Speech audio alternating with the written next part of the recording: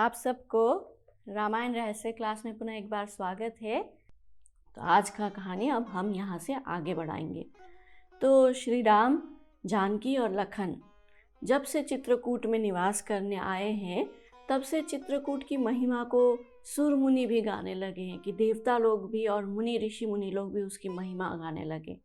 और वैसे तो वो वन पहले से ही सुंदर था, मंगलमय था, पवित्र था, लेकिन भगवान के आने के कारण उसकी महिमा इतनी बढ़ गई कि 1000 मुख वाले शेष भी लाखों जन्म तक बोलते जाएं तो भी ख़त्म नहीं होगा, इतना उसका महिमा बढ़ गया। और लक्ष्मण जी मन वचन और कर्म से राम जी की सेवा करते हैं और सीताराम भी उतना ही उनके ऊपर स्नेह लुटाते हैं। इतना प्रेम करते हैं लक्ष्मण को कि लक्ष्मण अपनी माता सुमित्रा, अयोध्या सब भूल चुके हैं, उनको कोई याद नहीं आ रहा, कोई मिस नहीं करते।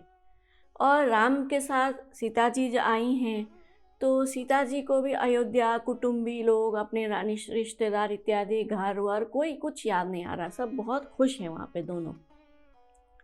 और राम जी के साथ है तो सीता जी को वहाँ का जो पर्णकुटी है, घास फूस का बना हुआ कुटी, वो उनको राजभवन जैसा लगता है। जो वहाँ के मृग पक्षी इत्यादि है वो उनको अपने कुटुंबियों जैसे लगते हैं। जो मुनियों की स्त्रियाँ हैं, पत्नियाँ हैं, वो उनको अपनी सास जैसी लगती है। और जो मुनि लोग हैं वो उनको ससुर जैसे लगते हैं।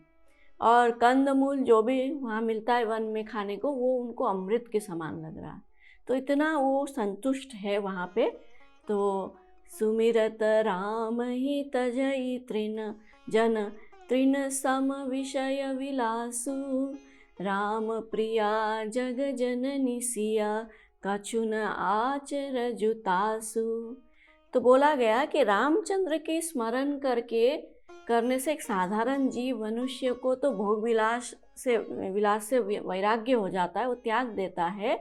तो ये तो सीता जी हैं, जगत जननी है, राम जी की प्रिय पत्नी है, तो उनके लिए ये भोग विलास त्यागना कौन सी बड़ी बात है, कौन सा आश्चर्य है, ऐसा बोला गया। और राम, अब ये तो सीता और लक्ष्मण जी के अवस्था हो गई। अब राम जी क्या करते हैं? राम भी वही कर रहे हैं, वही कहते हैं जिससे सीता को और लक्ष्मण को सुख मिलता हो। और पुरानी प्राचीन पुराणों की कथाएं इत्यादि वो सुनाते हैं दोनों को बिठा के, और दोनों में बहुत चाव से सुखपूर्वक वो सब सुनते हैं। और कभी कभी श्री राम को अयोध्या की याद आती है तो थोड़े उनके नेत्रों में जल भर जाते हैं। कभी कभी माताओं को, पिता को याद करके उनके आंखें भर आती है। तो जब रघुनाथ जी के ऐसे खड़ा जो है वो मुरझा जाता है तो सीता और लक्ष्मण जी भी उदास हो जाते हैं। और जब सीता और लक्ष्मण को उदास देखते हैं राम, तो फिर अपने आप को संभाल लेते हैं, फिर इधर उधर की कहानियाँ बता के उनको और फिर खुश कर दे। उसके बाद तो ऐसे ये तीनों वहाँ पे चित्रकूट में ऐसे रहते हैं अपने कुटियों में, 2 कुटियों में। तो देखने में ऐसा लग रहा है कि जैसे कि ये इंद्र जो है अपनी पत्नी सची और अपने पुत्र जो जयंत है उसके साथ इंद्रलोक में रह रहा, ऐसी शोभा वहाँ पे बन पड़ी है। तो आनंद से वो लोग तीनों वहाँ रहने लगते हैं। अब इधर अयोध्या में क्या होगा कि जब सुमंत्र को श्री राम ने लौटा दिया और सुमंत्र भी बड़े भारी मन से बहुत दिन लगा के उलट पुलट करके वो पहुँचे अयोध्या और खाली हाथ। तो जब दशरथ महाराज ने देखा कि सुमंत्र जो है वो लौट आए हैं और वो भी खाली हाथ, तो उनका जो हृदय है वो अब एकदम टूट जाता है। उनकी अंतिम एक आशा की डोरी थी उनके मन में कि सुमंत जो है वो ले आएगा राम को इधर उधर वन वन घुमा के। तो जब सुमंत खाली हाथ लौटते हैं तो अब वो उनका टूट जाता है दिल, और राम के वियोग में वो पूरी तरह से अंदर तक पड़ जाते हैं और बार बार सुमंत को पूछते हैं कि राम कैसे गए, यहाँ अयोध्या से निकलने के बाद क्या क्या हुआ, क्या क्या किया। सुमंत भी एक एक चीज़ बताते हैं, जहाँ तक वो गए थे साथ में श्रृंगवेरपुर तक की कहानी। तो दशरथ महाराज बोलते हैं कि सुमंत मुझे भी ले चलो, मुझे भी ले जाओ, जहाँ राम को छोड़ के आए हो वहीं मुझे भी छोड़ दो करके वो बार बार आग्रह करते हैं, गिड़गिड़ाते हैं, मूर्छित होते हैं। और ऐसी अवस्था में फिर राजा दशरथ को, जो श्रवण कुमार थे, उनकी जो माता पिता थे, उनका श्राप स्मरण होता है। अब सब लोगों को श्रवण कुमार की स्टोरी तो पता ही है कि श्रवण कुमार एक मुनि कुमार थे, जंगल में आए थे, अपने माता पिता को तीर्थ के लिए ले जा रहे थे। और महाराज दशरथ जब यंग थे युवराज ही थे, अयोध्या के राजा नहीं बने थे, तो उनको शब्द भेदी बाण चलानी आती थी। उनको कोई भी कहीं आवाज़ आ रहा हो तो उस आवाज़ को बिना देखे वो बाण चला के शिकार कर सकते थे। और युवक थे तो जोश में उन्होंने एक दिन रात को शिकार कर रहे थे, जो कि नियम के विपरीत है। और श्रवण कुमार जी इधर अपने माता पिता के लिए पानी लेने के लिए कुआं में अपना लोटे को ऐसे डालते हैं, तो वो लोटे में आवाज़ कर आता है और दशरथ महाराज को लगता है कि कोई जानवर पानी पी रहा है, तो वो शब्द भेदी बाण चला के श्रवण कुमार को वहाँ पे हत्या कर देते हैं। और अंधे बूढ़े जो माँ बाप थे उनके, वो राजा दशरथ को श्राप दे देते कि तुम भी पुत्र के वियोग में ऐसे हमारे जैसे तड़प तड़प के मरोगे। तो अब राजा दशरथ को वो श्राप याद आ जाता है और वो सोचते हैं कि हाँ, मेरा मृत्यु निश्चित है, अब तो मरना लिखा ही लिखा है। और वो आगे वो कौशल्या को वो कहानी सुनाते हैं और व्याकुल होके राम को पुकारने लगते हैं। हा रघुनंदन प्राण प्रीते, तुम बिनु जियत बहुत दिन बीते। हा जानकी लखन रघुवीरा, हा पितु हित चित चातक जलधीरा। राम राम कही राम कही, राम राम कही राम। तनु परिहरि रघुवर विरहु, राहु गयउ सुरधाम।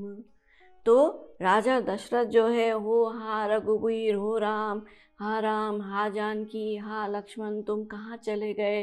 तुम्हारे बिना तो इतने दिन मैंने जीवन जी लिया, 6 दिन हो चुका था। तो ऐसे वो अपना विकल होके पुकारते हैं राम को।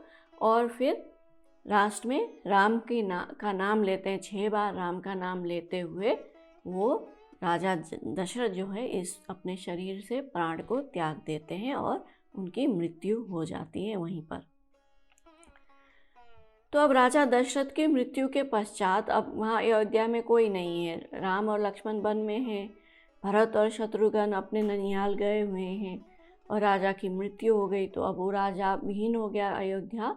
तो उस टाइम के लिए, टाइम बिंग पीरियड के लिए, राजा जो गुरु वशिष्ठ है वो अपना सब कार्यभार संभालते हैं और तुरंत 5 अच्छे दूतों को समझा बुझाकर 5 अच्छे से घोड़े में बिठाकर वो भेजते हैं शत्रुघ्न और भरत को बुलवाने। और वो दूत भी निकल जाते हैं और जिस रात दूतों ने कैकेयी प्रवेश किया उससे पहली रात भरत को स्वप्न आ रहे होते, दुस्वप्न, नाइटमेयर्स।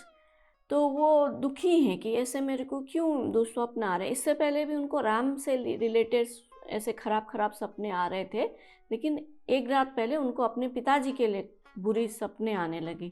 तो वो थोड़े दुखी हैं। तो जब पूछा कि क्यों, क्या हुआ, तो फिर भरत जो उन्होंने दुस्वप्न देखा था उसका चर्चा करते हुए बताते हैं कि उन्होंने सपने में देखा कि महाराज दशरथ का मुख मलिन है, बाल खुले हुए हैं और पर्वत की चोटी से एक ऐसे गंदे गड्ढे में गिर जाते हैं जिसमें गोबर भरा हुआ है और उस गोबर के कुंड में वो तैरते रहे और उनके अपने अंजुली में तेल को लेकर पी रहे हैं। अब सोचिए कैसा सपना होगा वो कि गोबर के, एक तो पहाड़ के नीचे से गोबर के गड्ढे में गिरे और फिर अपने हाथ से तेल लेकर पी रहे हैं। फिर उन्होंने उसके बाद तिल और भात खाया। अब तिल भात क्या होता है? पिंड, एकदम अच्छे से चावल को ऐसे गोल बनाते हैं ना घी और तिल लगा के, तो वो पिंड खा रहे हैं। उसके बाद उनके सारे शरीर में तेल लगाया गया और फिर वे सिर नीचे किए तेल में गोते लगा रहे हैं, मतलब तेल के कुएं में वो ऐसे तैर रहे हैं। समुद्र सूख गया है, चंद्रमा जो है पृथ्वी पर गिर गई है और महाराज के जो सवारी का काम करने आने वाले जो हाथी हैं ना, उनके सबके हाथी के दांत टूट गए हैं और काले लोहे के चौकी पर महाराज दशरथ बैठे हैं। कहाँ तो उनके स्वर्ण सिंहासन पर वो बैठते थे, लेकिन सपने में भरत जी को दिख रहे हैं कि महाराज काले लोहे की चौकी पर बैठे हैं और उन्होंने काला ही वस्त्र पहन रखा है और काले एवं पीले वर्ण की जो स्त्रियां हैं उनके ऊपर प्रहार कर रही हैं और काले वस्त्र पहने और लाल कलर के उन्होंने फूलों की माला पहनी है और लाल चंदन लगा के गधों से जुते हुए रथ पर बैठकर वो तेजी से दक्षिण दिशा की ओर जा रहे हैं। घोड़े से नहीं, गधे से जुते हुए रथ, और लाल वस्त्र धारण करने वाली एक स्त्री जो कि एकदम राक्षसी के जैसे दिखती है, वो महाराज को हंसती हुई खींच के ले जा रही दक्षिण दिशा की ओर। तो ऐसा भयानक स्वप्न भरत ने देखा और वो समझ गए कि ये तो जो ऐसा सपना आना मतलब किसी का मृत्यु होना, ये मृत्यु सूचक है। ये सपना ज़रूर अयोध्या में कुछ तो अमंगल हुआ है जो मुझे ऐसे बुरे बुरे सपने आ रहे हैं। तो ये बता ही रहे होते हैं, सोच ही रहे होते हैं कि पता चलता है अयोध्या से दूत आए हैं और वो दूत उनको बोलते हैं कि आपको जल्दी से अयोध्या लौटना है, काम है।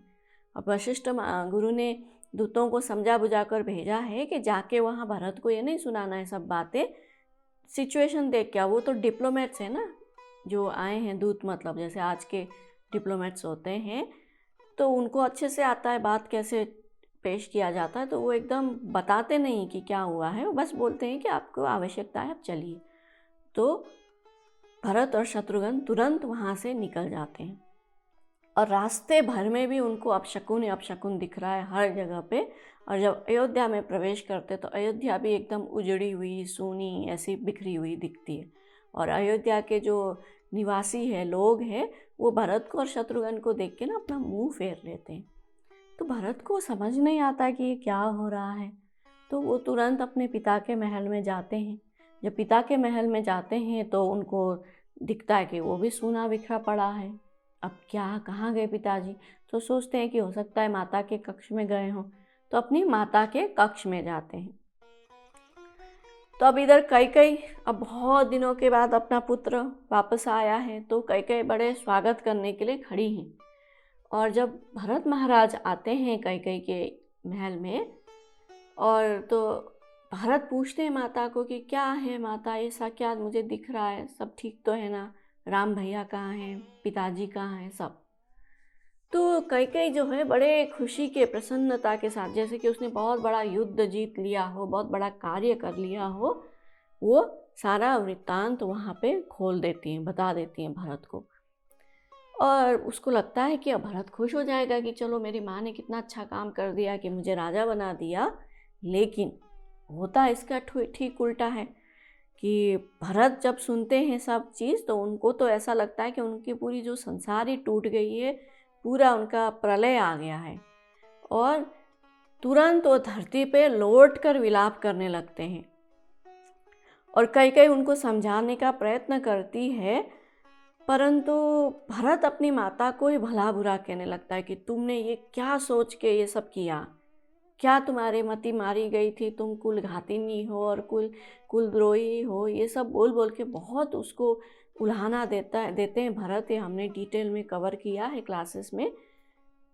तो कैकेयी का पुत्र होने पर अपने आप को धिक्कारते हैं कि देखो मुझे इतना बड़ा रघुकुल जैसा कुल मिला, इक्ष्वाकु वंश, राजा दशरथ जैसे राजा मिले, मतलब पिता मिले, राम जैसे भाई मिले, और ये कैकेयी जैसी माता मिली, कितना मेरे को धिक्कार है करके ऐसे धिक्कारते हैं और कहते हैं कि राम विरोधी हृदय ते प्रकट कीन विधि मोही, मोह समान को पात की बाधि कहूँ कछु तोई। कि विधाता ने मुझे श्री राम से विरोध करने वाले तेरी जैसी माँ के हृदय से उत्पन्न किया कि, और मेरे बराबर पापी दूसरा कौन होगा, मैं व्यर्थ है तुझे कुछ कहता हूँ। अब वो अपने आप को ही धिक्कारने लगते हैं, कोसने लगते हैं। और फिर ऐसे करते करते वो कौशल्या माता के भवन में पहुँचते हैं, जाते हैं।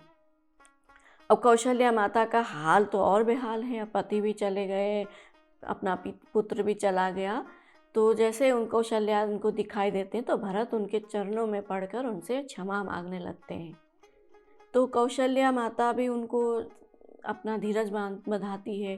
फिर उसके बाद गुरु वशिष्ठ से वो मिलते हैं भरत जी, और गुरु वशिष्ठ के सामने भी ऐसे अपने आप को धिक्कारने लगते हैं, अपने आप को कोसने लगते हैं।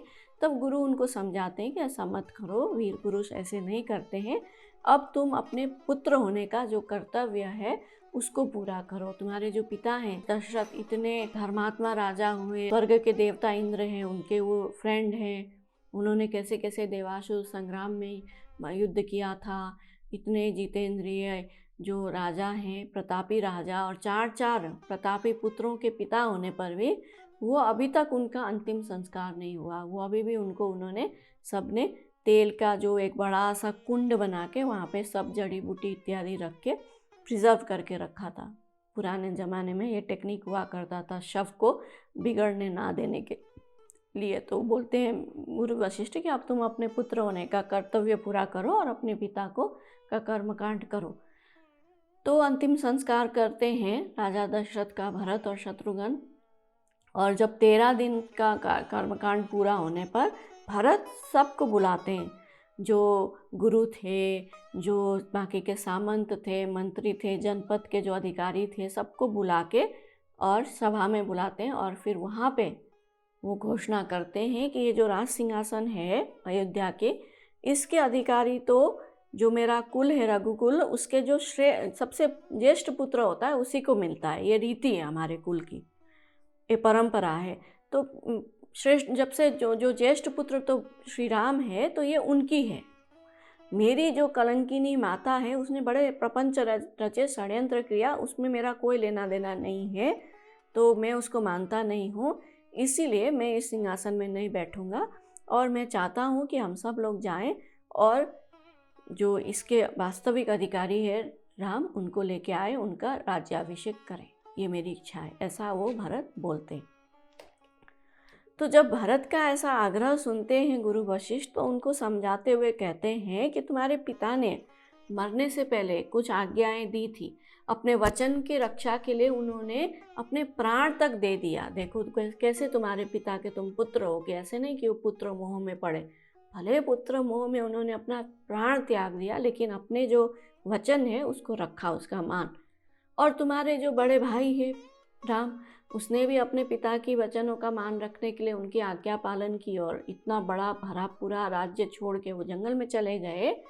तो ऐसे में तुमको भी जो उनकी आज्ञा थी उसके पालन करना चाहिए और राज्य करना चाहिए। ये सब जिद छोड़ो, समझाते हैं गुरु।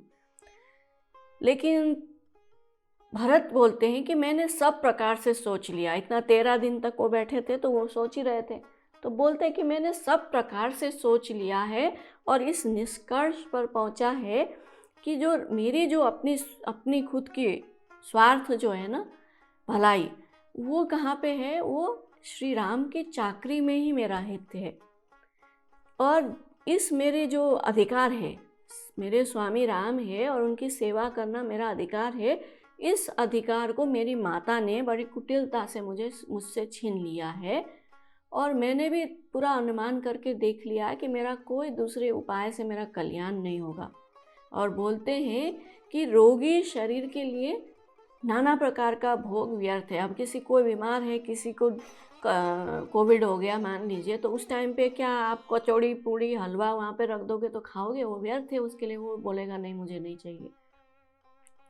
वैसे ही तो रोगी शरीर के लिए नाना प्रकार के भोग व्यर्थ है और श्री हरि की भक्ति के बिना जप और तप भी व्यर्थ है। अगर भक्ति नहीं है तो सिर्फ योग या फिर सिर्फ ज्ञान अधूरा है। हमने प्रवचनों में बहुत बार सुना है कि जब ज्ञान और योग और कर्म जो है उसके साथ भक्ति जब जुड़ जाती है तभी वो पूर्ण होती है, अदरवाइज भक्ति के बिना वो अधूरा है।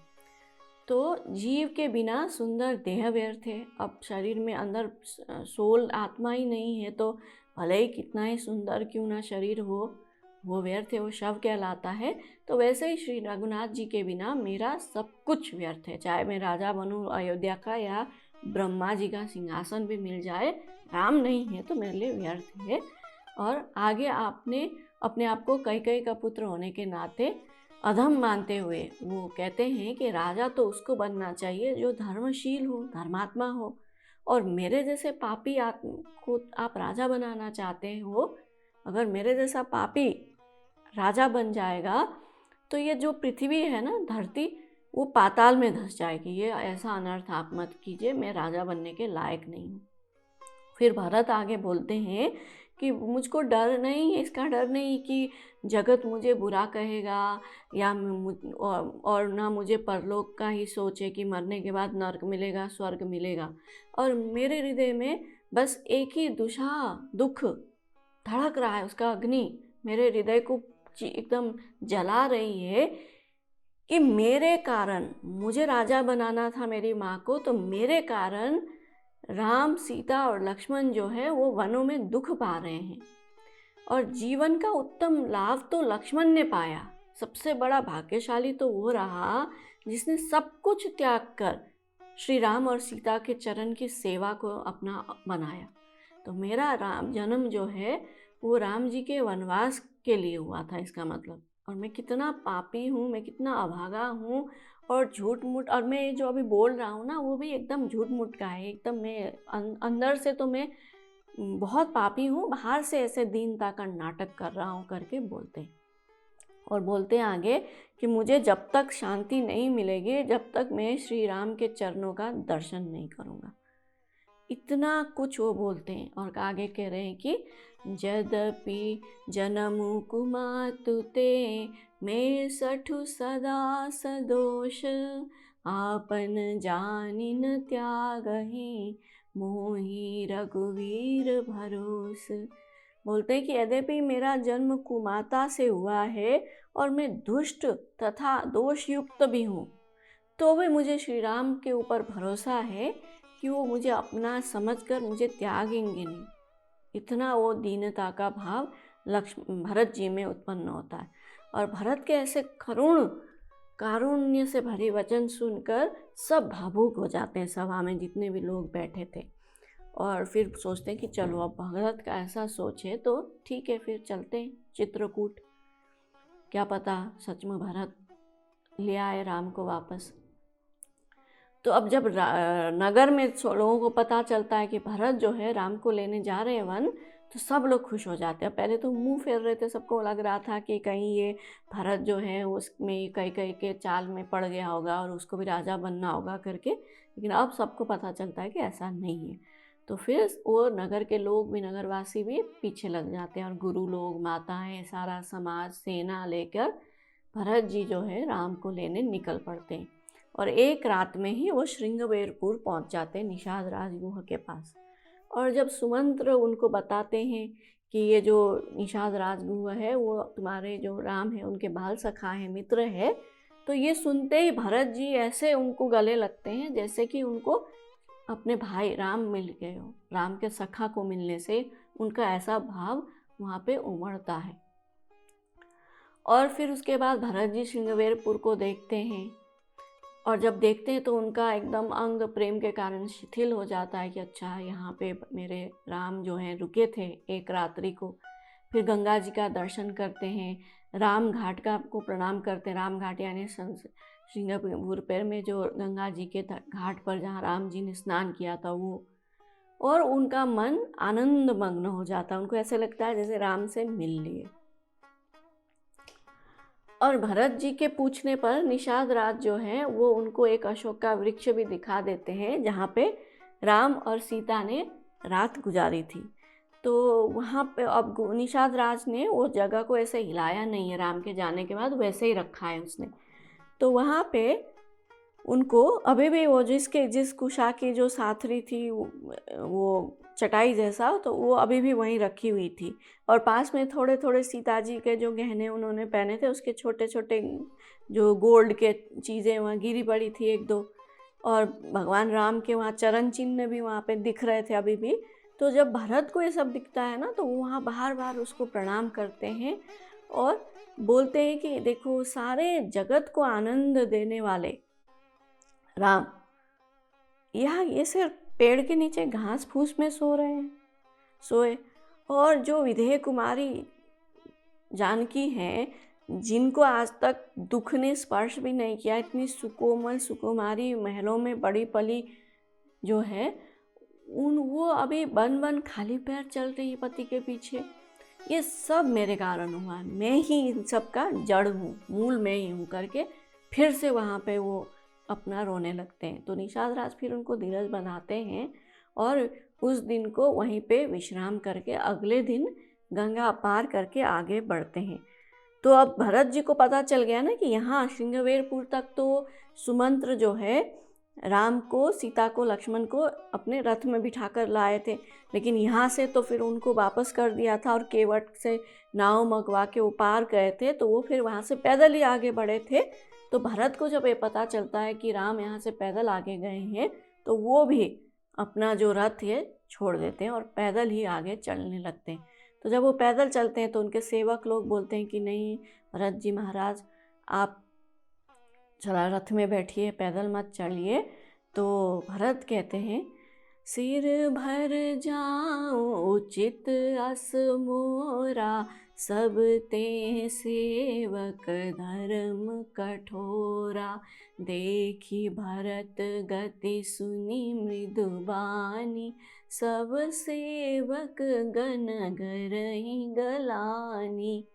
बोलते हैं कि मेरे लिए तो उचित ये होगा कि मैं अपना सिर के बल जाऊं, क्योंकि मेरे प्रभु पैदल चले हैं तो मैं भी पैदल चलूं, उसमें कौन सी बड़ी बात है। मुझे तो उससे नीचे सिर के बल चलना चाहिए। सेवक का जो धर्म होता है ना बहुत कठोर होता है। तो जब भरत जी ने ऐसा कर दिया तो जो भरत के सेवक थे उनको बड़ा शर्म आया कि देखो सेवक का धर्म इतना ऊंचा उन्होंने स्टैंडर्ड वहाँ पे रख दिया ना, एकदम बार को रेज कर दिया। तो सब ग्लानि से एकदम शर्म के मारे सबके सिर झुक जाती है। और भरत जी जो हैं रास्ते भर में से सीताराम सीताराम कहते हुए वो तीसरे पहर में प्रयाग में प्रवेश करते हैं। और जब प्रयाग वहाँ त्रिवेणी के संगम में पहुँचते हैं और वहाँ पे उनको यमुना और गंगा जी के लहरों को दिखते हैं, दर्शन करते हैं, तो वो हाथ जोड़कर वहाँ पे उनसे कुछ मांगते हैं वरदान। क्या मांगते हैं? अर्थ न धर्म न काम रुचि, गति न चाहूँ निर्बान, जन्म जन्म रति राम पद, यह वरदान नान। मांगते हैं कि मुझे अर्थ की रुचि यानी कि जो पैसा है उसकी रुचि नहीं है, न धर्म की न काम की, और ना मोक्ष का रुचि चाहता हूँ, मुक्ति भी मुझे नहीं चाहिए। मुझे तो बस एक ही चीज़ चाहिए, वो क्या कि जन्म जन्म में मेरे श्री राम जी के चरणों में प्रेम हो, बस यही वरदान मांगता हूँ और कुछ नहीं।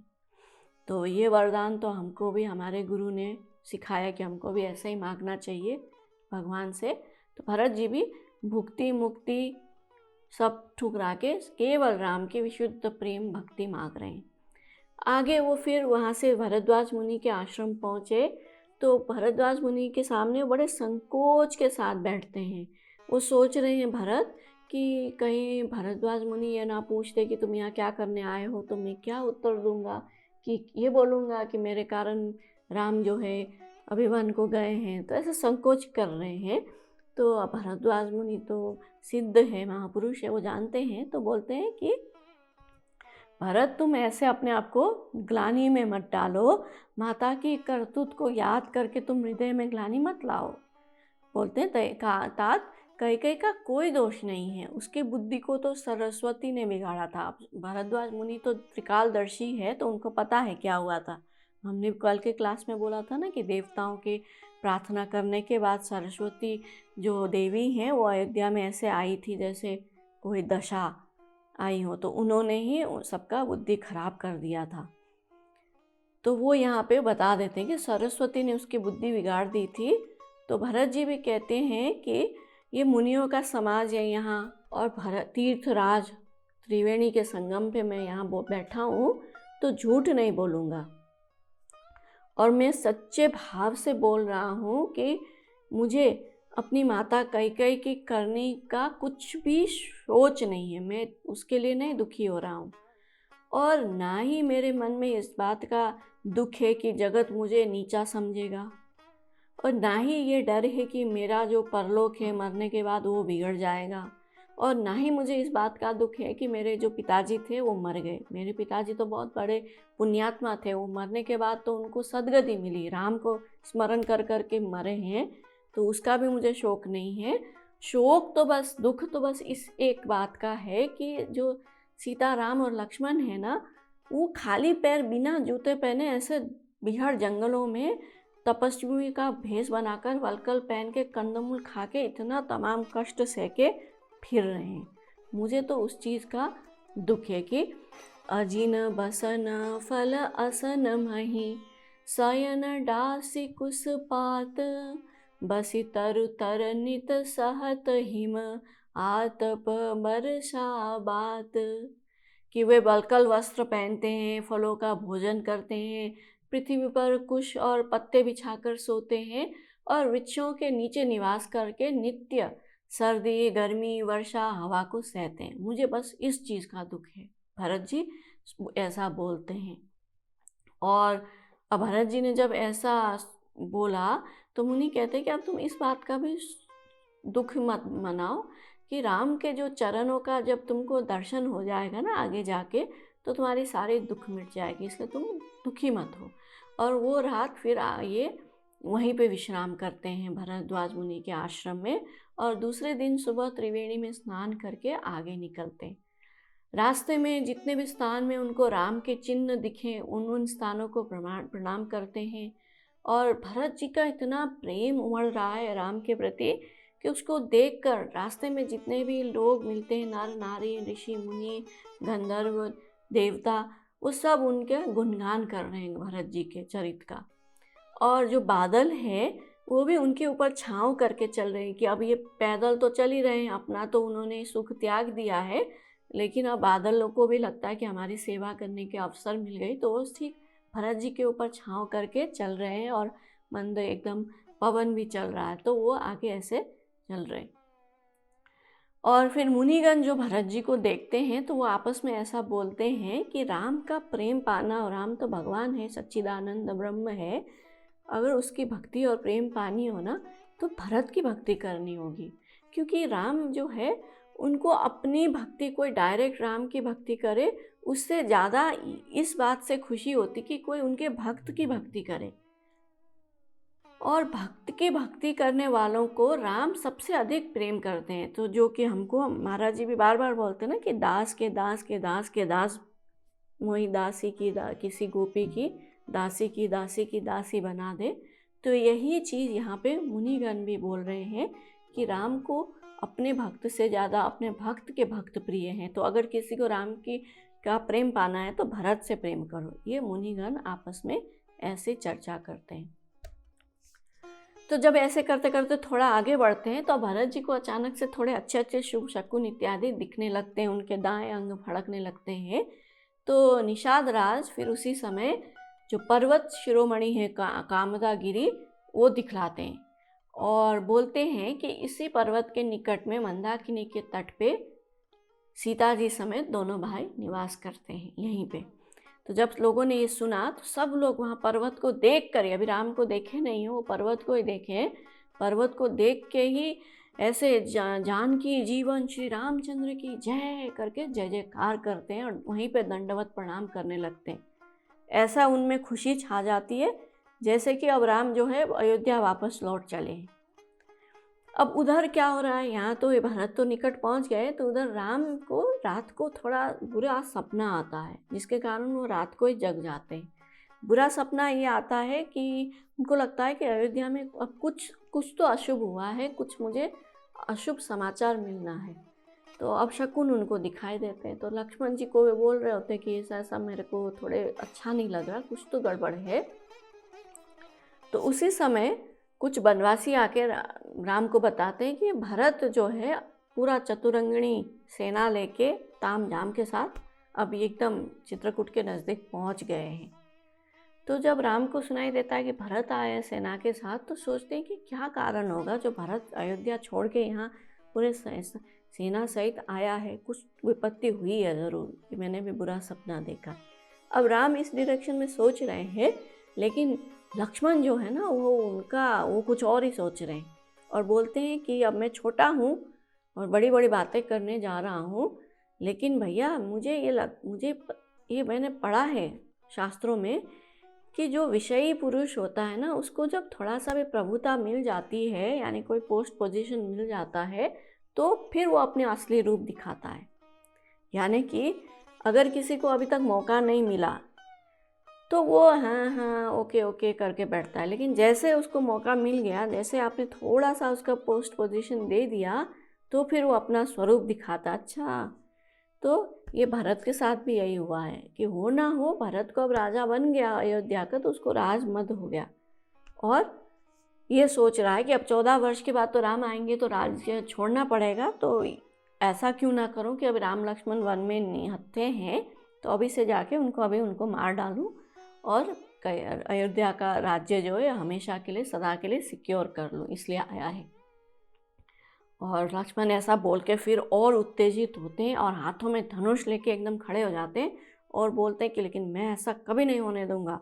ये कैकेयी का पुत्र जानता नहीं है कि राम अकेले नहीं है, लक्ष्मण है उनके साथ, मैं उसको अभी मार डालूंगा करके अपना धनुष लेके खड़े होते हैं और जा रहे होते हैं मारने।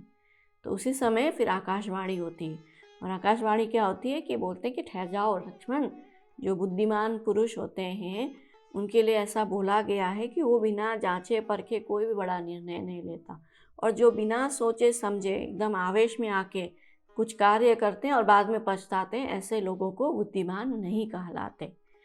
तो जब ये आकाशवाणी हो जाती है तो लक्ष्मण थोड़े ठहर जाते हैं और राम भी उनको शांत करते हैं और कहते हैं कि लक्ष्मण तुम जो ये बोल रहे हो वो सही है कि प्रभुता पाने पर लोगों को मद हो जाता है, प्रभुता पाई जाहि मद नाई, परंतु ये साधारण लोगों के लिए लागू होता है, भरत के सामने नहीं।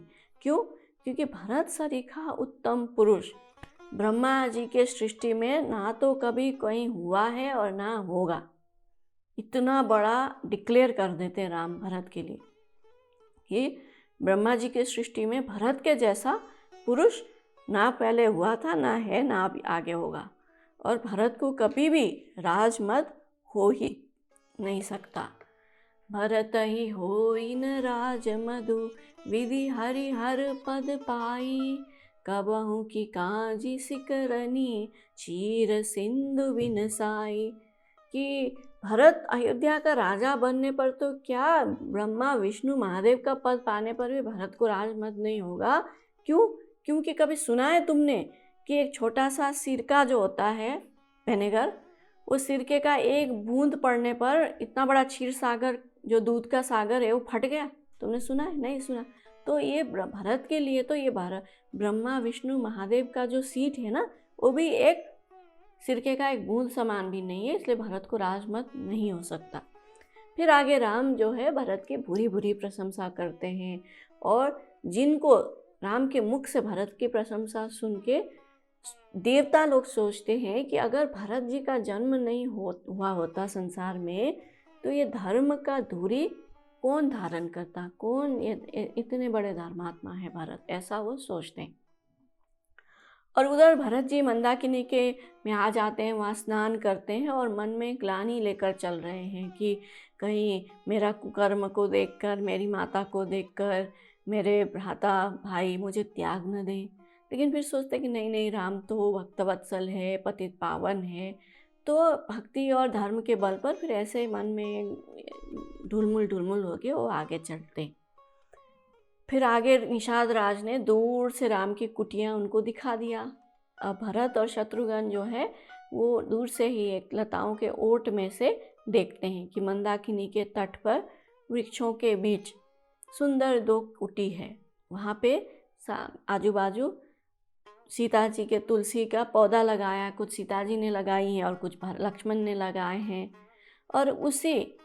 और वहाँ पे एक बड़ा सा बरगद का पेड़ भी है, और उस पेड़ के नीचे सीता जी ने अपने हाथों से सुंदर बेदी बनाई है बैठने की जगह, और जहाँ पे ऋषि मुनि लोग आते थे तो वहाँ बैठ के पेड़ के नीचे फिर राम सीता लक्ष्मण और उनके बीच में शास्त्रों की बात, वेद पुराणों की कथा व्यथा इत्यादि होती रहती, चर्चा इत्यादि होती थी।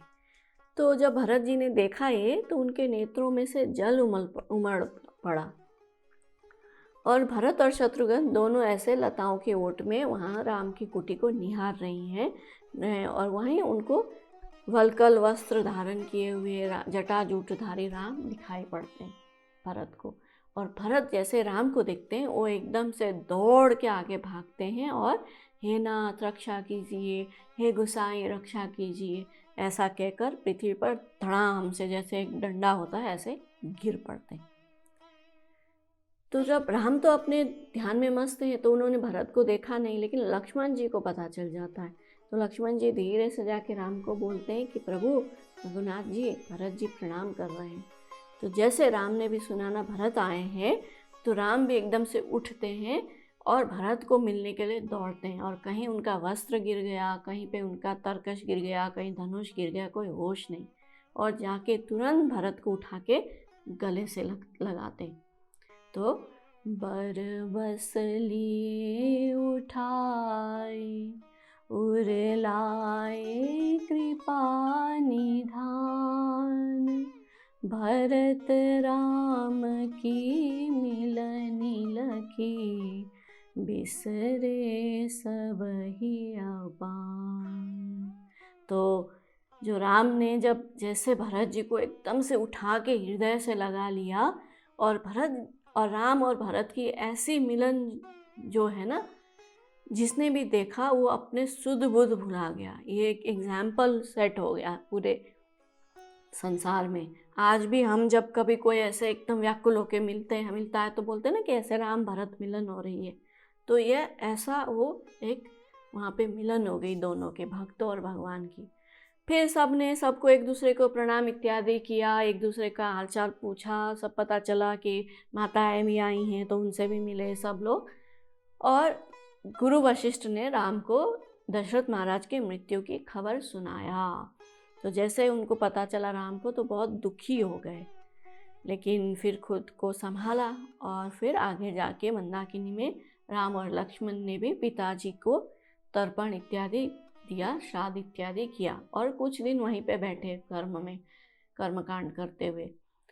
और आगे अब इतने 2-3 दिन वहाँ बीत गया उसमें, तो अयोध्या से जितने भी लोग आए थे वो बहुत खुश है राम का सानिध्य पाकर, और इतना सुंदर जंगल है, वहाँ पे घूम रहे हैं। तो लेकिन अब भरत जी को कोई उसमें रुचि नहीं है। भरत जी को लग रहा है कि अब ये सब इसके लिए थोड़ी ना आया हूँ मैं, अब जो कार्य करने के लिए आए हैं, पूरा राज्याभिषेक का सामान लेके आए हैं, अब ये मेरा जो वास्तविक प्रयोजन है मैं कैसे इसको आगे रखूं। तो ये सोच ही रहे होते हैं कि तभी गुरु वशिष्ठ उनको बुलाते हैं भरत को।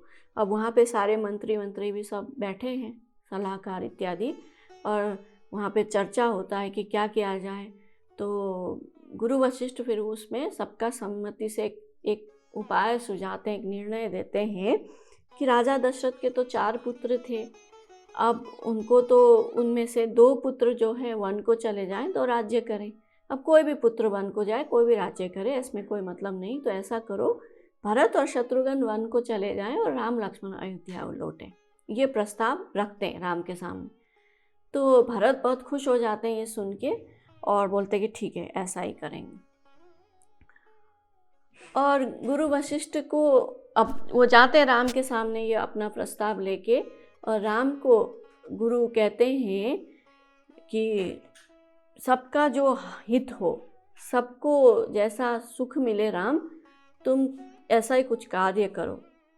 अब कोई यहाँ पे हमको देखने को मिलता है कि ना कि सब लोग चाहते हैं कुछ है, लेकिन कोई भी अपनी जो मन की इच्छा है ना अपने आप नहीं कहना चाहता। सब एक दूसरे को बोल रहे कि आप खुद सबका ही तो बोलो, वैसा करो, आप करो, आप जो बोलोगे मैं मानूंगा, ऐसे करके आपस में ना झगड़ रहे हैं। तो जब गुरु वशिष्ठ ने राम के ऊपर मतलब पासिंग द बॉल बोलते हैं, तो वो उसके हाथ में बॉल दे देता, वो उसके हाथ में बॉल दे देता। तो राम के हाथ में जब बोल दिया गुरु वशिष्ठ ने कि जब सबके लिए जैसा हो तुम वैसा ही करो, तो राम भी वहाँ खड़े होकर हाथ जोड़कर कहते हैं कि गुरु तो आप हैं, आज्ञा तो आपको देनी चाहिए, मैं तो वही करूँगा जो आप कहोगे, मैं वही मानूंगा। फिर वो राम ने गुरु जी के उसमें ही छोड़ दिया बॉल, उनके कोर्ट में। तो अब सबको लगता है कि अब गुरु जी तो राम को लौटने का आज्ञा दे देंगे, तो राम लौटेंगे, तो खुश होते हैं। लेकिन फिर गुरु जी बोलते हैं, वशिष्ठ जी वहाँ पे, कि जो मेरी बुद्धि है ना वो भरत के प्रेम में पड़ गई है, तो इसलिए अब मैं तो उसके प्रेम के वश में हो गया हूँ। तो उसकी जो इच्छा है तुम एक बार उसको सुन लो कि वो क्या कहना चाहता है भरत, पहले उसकी विनती सुन लो, फिर उसके ऊपर विचार करना। फिर उसके बाद लोकमत, साधुमत, राजनीति, वेद सबको निचोड़ के तुमको जो सही लगता है वो उसी हिसाब से करना। तो जब गुरु वशिष्ठ ऐसा बोलते हैं और सब लोग जब अब भरत को और देखने लगते हैं कि भरत की बारी आई, उठ के कुछ कहो, तो भरत उठ के सामने खड़े होते हैं और बिल्कुल दीनता के साथ वहाँ बोलते हैं कि मैं अपने प्रभु श्री राम के स्वभाव को जानता हूँ बहुत अच्छी तरह से, कि वे तो कभी भी अपराधी के ऊपर भी क्रोध नहीं करते और मुझ पर तो उनकी सदैव विशेष कृपा रही है, स्नेह रहा है। और मैंने अपने प्रभु की कृपा की जो रीति है, प्रीति की रीति, उसको अपने हृदय में भली भांति से अनुभव किया है। मेरे हारने पर भी, खेल में भी प्रभु ने मुझे जिता दिया है बचपन में। तो ऐसे हमारा प्रेम का संबंध था, लेकिन विधाता को ये मेरा सुख देखा नहीं गया, जो मेरी माता के बहाने मेरा बिछोड़ कर दिया मेरे प्रभु के साथ। और इन सब चीज़ अनर्थों का जो कारण है ना, मूल मैं ही हूँ। और श्री राम तो लक्ष्मण और सीता जी के साथ वन में चले गए, ये सुनकर भी और यहाँ आके देखकर भी मेरा जो हृदय है फटा नहीं, इतना पत्थर मेरा हृदय है अभी फटा नहीं है, मैं जीवित हूँ। यही पुष्टि करता है कि मैं कितना बड़ा पापी हूँ। और क्यों ना हो, मैं हूँ ही ऐसा, क्योंकि मेरी जो माता है, कौन है वो माता? राम लक्ष्मण से, सीता से द्वेष करने वाली माता के पुत्र मैं हूँ ना, तो मेरे हृदय ऐसा ही होगा। मुझे इतना दुख सहना पड़ा है तो सही है, मतलब मैं डिज़र्व करता हूँ, ऐसा वो बोलते हैं। जब भरत ने ऐसी बात बोल दी तो राम भी बोले आगे कि भरत, तुम अपने आप को व्यर्थ में ही इतना ग्लानि कर रहे हो और तुम अपने आप को इतना दोष दे रहे हो, ऐसा मत करो। जीव की जो गति होती है ना, जो प्रारब्ध होता है, वो ईश्वर के अधीन होता है। और मेरे मत में तीनों कालों में और तीनों लोकों के सब पुण्यात्मा पुरुष तुमसे नीचे हैं। तुम अपने आप को इतना मैं अधम हूँ, पापी हूँ बोल रहे हो, लेकिन है उसका ठीक विपरीत कि तुम तो सबसे ऊपर हो तीनों लोकों के पुण्य पुरुषों से भी। और हृदय में भी तुम पर कुटिलता का, अगर किसी ने मन में भी सोचा ना कि भरत कैसा कुटिल है, अभी नाटक कर रहा है, एक्टिंग कर रहा है, ऐसा कोई सोचेगा अपने मन से, मुंह से निकालना तो दूर की बात, पर ऐसा किसी ने मन में सोच भी लिया तो उसने अपना लोक परलोक सब बिगाड़ लिया, नष्ट कर दिया। वो घोर पापी नरक में जाएगा। और माता कैकेयी को भी वो मूर्ख ही दोष देगा, ऐसे मूर्ख लोग ही उसको, माता कैकेयी को दोष देगा जिन्होंने गुरु और साधुओं का सभा का सेवन नहीं किया, यानी कि सत्संग नहीं किया। वो ऐसे मूर्ख ही ऐसा बातें कहते हैं। तुम इस तरह की बातें मत करो। मिटाई पाप प्रपंच सब, अखिल अमंगल भार, लोक सुजसु परलोक सुखु, सुमरित नाम तुम्हार। अब आगे राम फिर और डिक्लेयर कर देते हैं कि जो भी व्यक्ति तुम्हारा नाम स्मरण कर लेता है, मतलब भगवान राम से बढ़कर राम का नाम बोलते हैं, तो राम यहाँ पे बोल रहे हैं कि तुम्हारा नाम भी कोई स्मरण करेगा भरत करके, तो भी उसको क्या फल मिलेगा कि उसके सारे पाप, अज्ञान, सारे अमंगल के समूह नष्ट हो जाएंगे और इस लोक में उसको सुंदर यश मिलेगा। यानी जब तक जीवित है संसार में उसका बहुत ख्याति होगा और परलोक मरने पर भी बहुत सुख प्राप्ति होगी। तो तुम ऐसे हो, इसलिए तुम व्यर्थ में ये सब दुखी मत हो। फिर आगे राम बोले कि तुम मन को प्रसन्न करो और संकोच को त्याग कर मुझसे जो कुछ कहोगे मैं आज वही करूँगा। चलो तुमको क्या चाहिए मांगो, बोलो। तो राम जी का जब ऐसा वचन सुना तो सारा समाज सुखी हो गया कि अब तो भरत बोलेंगे कि आप चलो वापस। तो अब आगे भरत जी भी अपना दोनों हाथ जोड़कर प्रणाम करके बोले कि अब मैं अधिक क्या बोलूं, कि आपने मेरा मान रखने के लिए इतना तक बोल दिया, मेरे मतलब पूरा मेरा ही शरणागति कर दिया ना राम ने एक तरह से, कि तुम जो कहोगे मैं मानूंगा। और गुरु ने भी इतना मेरा प्रशंसा किया, तो अब गुरु और स्वामी दोनों मेरे अनुकूल हैं। अब एक व्यक्ति का क्या सबसे बड़ा इच्छा होती है कि मेरे एक भक्त का, कि मेरे जो गुरु हैं और मेरे जो हरि गुरु हैं भगवान, वो मुझसे प्रसन्न रहे। तो भरत जी ने कहा कि मेरे तो गुरु और मेरे प्रभु दोनों मुझ पर इतने अनुकूल हैं, इतने प्रसन्न है, ये जब मैंने जान लिया, देख लिया है यहाँ आके, तो मेरे जो मन की पीड़ा थी वो तो वैसे ही मिट गई। जो इतने उसको आग लग रही थी वो मिट गई है। और मैं मिथ्या ही डर रहा था, और मेरा दुर्भाग्य, माता की कुटिलता, विधाता की टेढ़ी चाल और काल की कठिनता, इन सब चीज़ों ने ना मिलके मेरे को नष्ट कर दिया था। लेकिन शरणागत वत्सल भगवान राम, आपने मुझे बचा लिया। और गुरु और स्वामी का सब प्रकार से मेरे ऊपर स्नेह है, ऐसा देखकर मेरा जो कष्ट था, क्षोभ था, वो मिट गया। अब मन में मेरा कुछ भी संदेह नहीं रहा।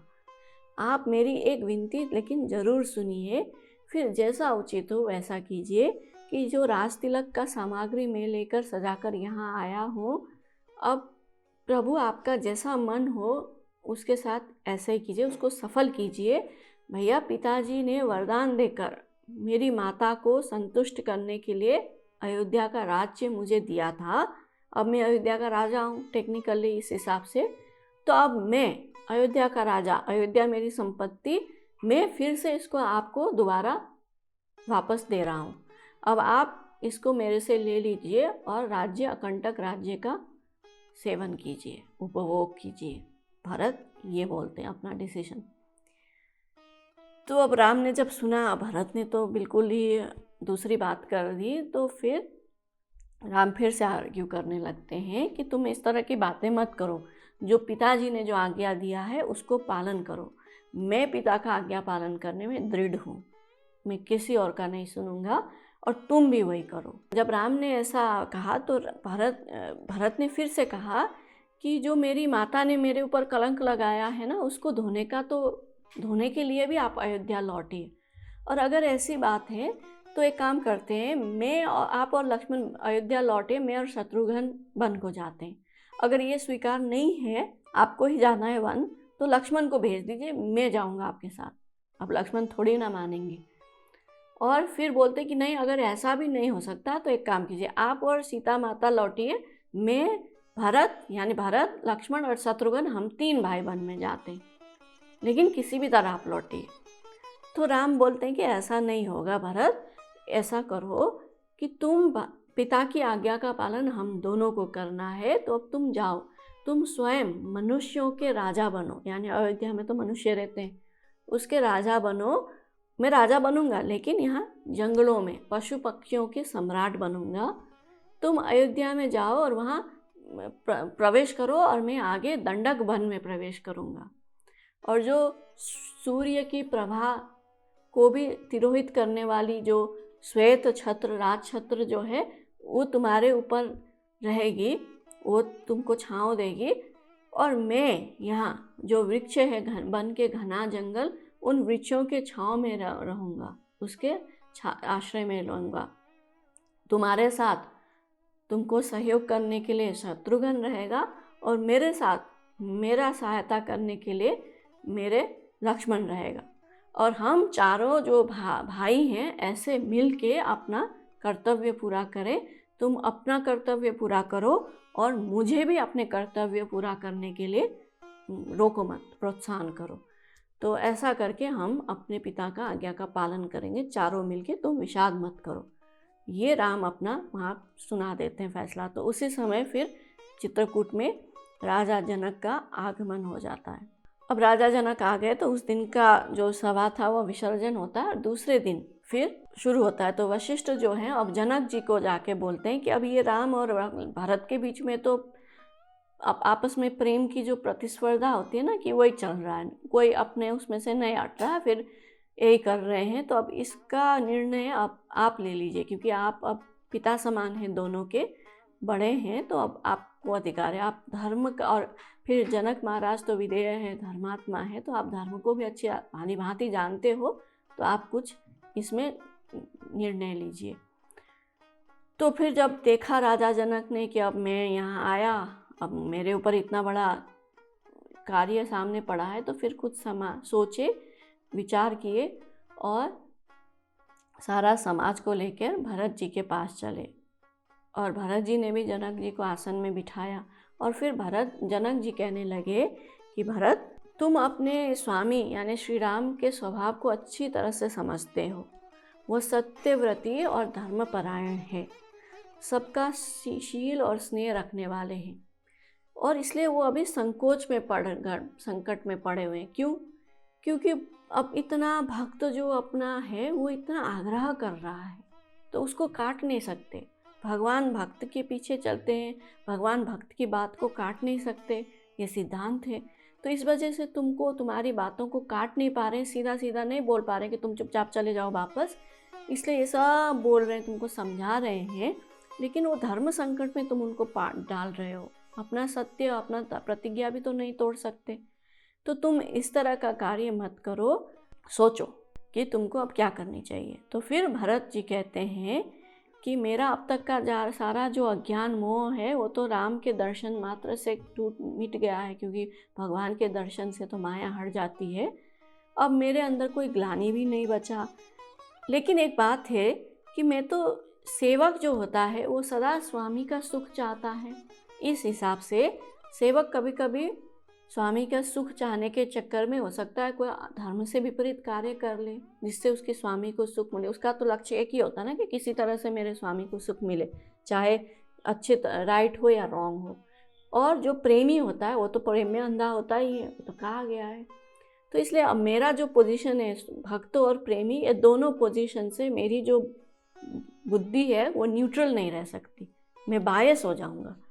इसलिए मैं निर्णय नहीं लूँगा। आप जो बोलोगे आप न्यूट्रल होके, आप एकदम न्यूट्रल पोजीशन में रह के, ना भक्त ना प्रेमी, एकदम बीच में रह के, और राम के रुचि को ध्यान में रखते हुए, यानी मेरे स्वामी क्या चाहते हैं उसको सोचते हुए, फिर धर्म क्या कहता है, सत्य क्या कहता है, समस्त शास्त्र क्या कहते हैं, क्या करने से सबका हित होगा, मेरा हित नहीं, लोक का हित होगा, ये सब सोच करके अब मुझे उत्तर दीजिए। भरत ने भी ये बोल दिया कि मैं तो, मेरा बुद्धि न्यूट्रल नहीं है, तो आप बोलिए। फिर जनक जी, मुनि, वशिष्ठ आदि सब राम के पास गए और बोले कि मेरा मत तो ये है कि तुम जैसी आज्ञा दोगे लास्ट में वही होगा, क्योंकि तुम भगवान हो, भगवान की आज्ञा सबके तो राम है, तो वो मानना होगा। तो फिर दोनों हाथ जोड़कर राम बोले मिथिलेश्वर जनक जी को कि आपके सामने होते हुए, गुरु वशिष्ठ के रहते हुए मैं कुछ बोलूं ये ठीक नहीं है, और लेकिन आपकी और महाराज की जो आज्ञा होगी, मैं शपथ खाकर कहता हूँ कि मैं उसको शिरोधार्य करूँगा। अब सब सवा भरत को ताकने लगा कि अब भरत जो बोलेंगे वही होगा। तब भरत उठते हैं और बोलते हैं कि मैं शोक से या स्नेह से या बालक स्वभाव से जो आज्ञा को न मानकर यहाँ चला आया, अपना सब अयोध्या को ऐसे ही छोड़ के, और संकोच को छोड़ के कभी कुछ बोलता रहा, इतना हठ किया मैंने, इतने दिन तक बैठ के सबको दुखी किया, तो इसके लिए मुझे क्षमा कीजिए, और मेरी जो आतुरता है उसको भी क्षमा कीजिए कि मैं छोटा होकर मैंने इतने कष्ट किए, उन सब के लिए क्षमा कीजिए। और फिर भरत कहते हैं कि जो आज्ञा पालन होता है उसके समान श्रेष्ठ कोई सेवा नहीं। अब ये जो भरत जी ने यहाँ कही है ना ये बात, ये हम सब के लिए भी एकदम एक एटॉमिक वाक्य है कि अब क्योंकि हम तो इसी भक्ति मार्ग में चल रहे हैं, तो हमारे लिए ये आदर्श है, शिक्षा है कि हम इस चीज़ से कुछ लर्न करें। यह हमारा लाइफ लेसन है कि जो साधना के पथ पे चल रहा है, जो भक्ति के पथ पर चल रहा है, तो उसके लिए हम बोलते हैं ना कि हम सेवा करेंगे, तो सबसे बड़ी सेवा क्या है? भरत जी यहाँ कह रहे हैं कि जो स्वामी का आज्ञा पालन, यानी अपने हरि गुरु जो बोलते हैं उसको चुपचाप कर लेना, और मैं भी अब वही करूँगा। यानी कि अब उन्होंने जान लिया राम की इच्छा क्या है, तो मेरी तेरी इच्छा में रखूँ सदा इच्छा, तो राम की इच्छा में इच्छा रखना, उनकी आज्ञा का पालन करना मेरा धर्म है। अगर मैं अपने आप को सेवक मानता हूँ तो अब वही आज्ञा में पालन करूँगा, और अब मुझे पता चल गया राम क्या चाहते हैं, यानी कि राम चाहते हैं, राम ने बोल दिया ना कि तुम अयोध्या जाके राज्य करो, तो मैं वही करूँगा। जब भरत ने ऐसी बात की तो राम ने भी उनको हाथ पकड़ के पास में बुला के बिठा दिया और बोले, तुम सूर्य कुल के रीति को, सत्य प्रतिज्ञ पिताजी के कीर्ति को और प्रीति को, समय, समाज और गुरुजनों के मर्यादा को और बाकी जो उदासीन लोग हैं या मित्र शत्रु, सबके मन के बात को जानते हो भरत, और तुमको सबके कर्तव्यों का और अपने तथा मेरे परम हितकारी धर्म का भी पता है। और साधक के लिए आज्ञा पालन रूपी साधना संपूर्ण सिद्धियों को देने वाली है। यानी कि अब राम भगवान ने भी ये बात बोल दिया जो भरत बोले थे कि साधक जो होता है उसके लिए तो आज्ञा पालन ही ऐसी चीज़ है जिससे कि सब चीज़ उसको सिद्धियाँ मिल जाती हैं।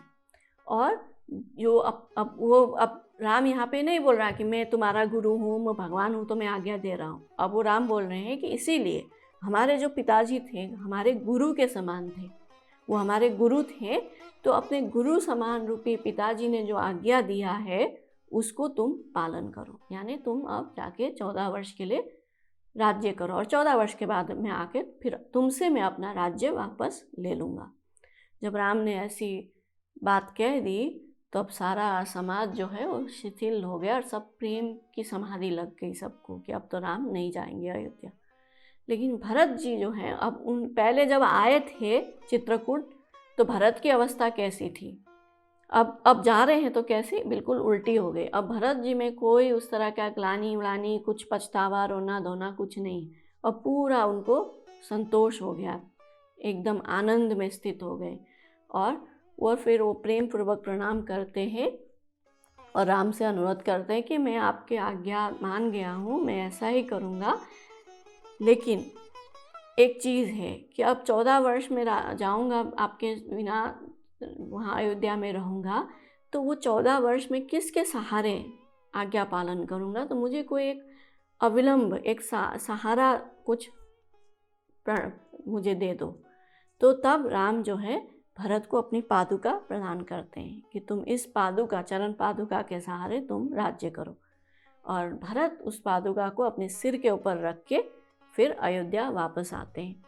और अयोध्या जब लौट के आते हैं सब लोग, तो अब सब अयोध्या वासी क्या करते हैं कि राम के दर्शन होंगे 14 वर्ष के बाद, तो उसके लिए अब पूरे 14 वर्ष की अवधि पर तरह तरह के उपवास आदि रखते हैं।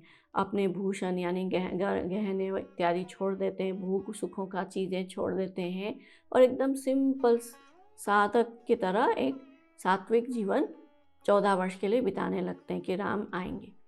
और भरत जी भी फिर मंत्रियों को बुलाते हैं, अपने सेवकों को बुलाते हैं, समझा कर सबको अपने अपने कार्यों में लगा देते हैं। और भरत जो हैं वो एक बहुत कुशल एडमिनिस्ट्रेटर भी हैं।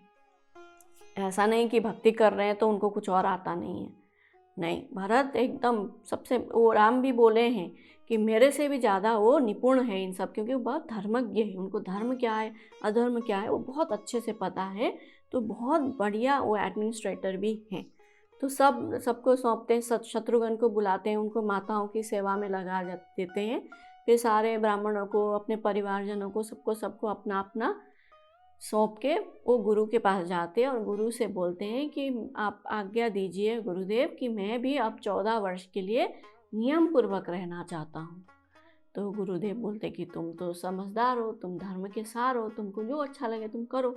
तो जब भरत जी को गुरुदेव आज्ञा देते हैं तो आगे फिर ज्योतिषों को बुलाते हैं और अच्छा सा मुहूर्त देख के जो राम के चरण पादुका वो लाए थे उसको अयोध्या के राज सिंहासन में उसको रख देते हैं। यानी कि सिंबॉलिकली अयोध्या के राजा राम ही रहते हैं, वो अपने राम के सेवक के रूप में उसको राज्य करते हैं। और फिर राम जी और माता कौशल्या और गुरु के चरणों में शीश नवाकर और चरण पादुका से आज्ञा लेकर वो नंदीग्राम, अयोध्या से थोड़े बाहर, नगर से बाहर नंदीग्राम में जाके अपना पर्ण कुटी, जैसे राम की कुटी है वैसे पर्ण कुटी बनाकर वहाँ रहने लगते हैं। फिर अपने वो भी वल्कल वस्त्र पहनते हैं, सिर में वो भी जटा आदि इत्यादि बनाते हैं। अब राम जमीन में सो रहे हैं भूमि पर, तो वो भूमि को और खोद के और नीचे खट्टा करके उससे नीचे सोते हैं कि मैं अपने स्वामी से नीचे सो, स्वामी के बराबर नहीं सो सकता।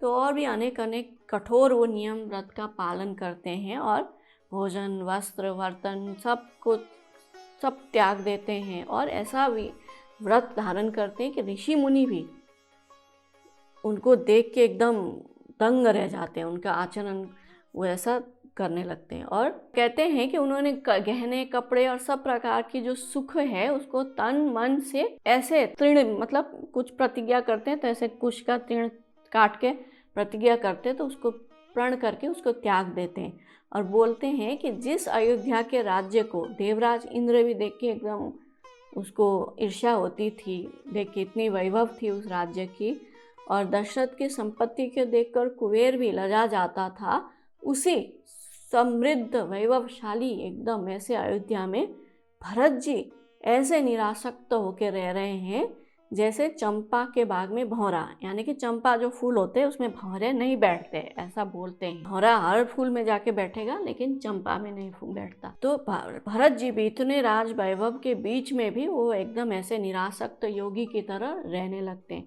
और भरत जी के तप से, योग से उनका दिन प्रतिदिन शरीर जो है वो दुबला होता जाता है, लेकिन उनके मुख की कांति वैसे की वैसी बढ़ती रहती है और नित्य पादुका की पूजा करके उनसे आज्ञा मांग के हर कोई कार्य करते हैं और उनका शरीर एकदम पुलकित है। हृदय में श्री सीताराम जी रहते हैं, जीभ में भी राम नाम का जप करते रहते हैं सदा, और नेत्रों में प्रेम का जल अश्रु भरा रहता है। और राम लक्ष्मण सीता तो वन में बसते हैं, लेकिन परंतु भरत जी ने घर में ही रहकर तप के द्वारा शरीर को एकदम कस लिया है और उनके व्रत नियम को सुनकर साधु संत भी सकुचा जाते हैं कि हमसे भी बढ़कर ये तप करते हैं और सब लज्जित हो जाते हैं। और भरत जी की जो ये परम पवित्र आचरण चरित्र है उसका मधुर, सुंदर और आनंद मंगलों को करने वाला जो चरित्र है उसको गाने से कलयुग के कठिन पापों और क्लेशों को नष्ट हो जाता, हर लेता है और मोह रूपी रात्रि को नष्ट करने के लिए ये सूर्य के समान है। ऐसा बोलते हुए तुलसीदास जी अपना अयोध्या कांड समाप्त करते हैं। तो लास्ट में तुलसीदास जी बोल रहे हैं, सिय राम प्रेम पीयूष पूरन होत जनम नु भरत को, मुनि मन अगम जम नियम समदम विषम व्रत आचरत को, सुख दाह दारिद दम्भ दूषण सुजस मिस अपहरत को, कलिकाल तुलसी से सठनी हठी राम सन्मुख करत को।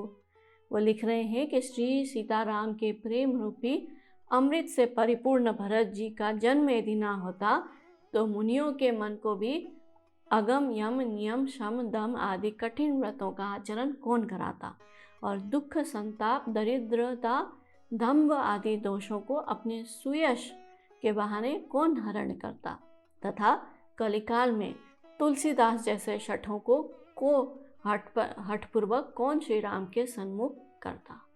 तो ऐसे बोलकर तुलसीदास जी जो है अपना अयोध्या कांड समाप्त करते हैं और यहीं पर हमारा भी आज का क्लास